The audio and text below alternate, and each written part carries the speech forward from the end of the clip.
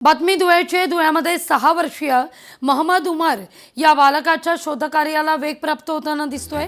बेपत्ता चिमुकल्याच्या शोधाकरता एसआयटी गठीत आहे।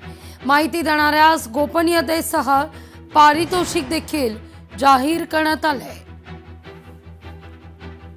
आझाद नगर पोलीस स्टेशनमध्ये जो मुलगा बेपत्ता झालेला आहे त्याच्यामध्ये आम्ही गुन्हा देखील दाखल केलेला आहे।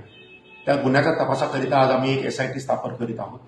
त्याच्यामध्ये सिनियर पी आझाद नगर, पोलीस निरीक्षक स्थानिक गुन्हे शाखा, पोलीस निरीक्षक चाळीसगाव रोड, त्याचप्रमाणे 2 अंमलदार अशांची आम्ही एक एसआयटी आज स्थापन केलेली आहे।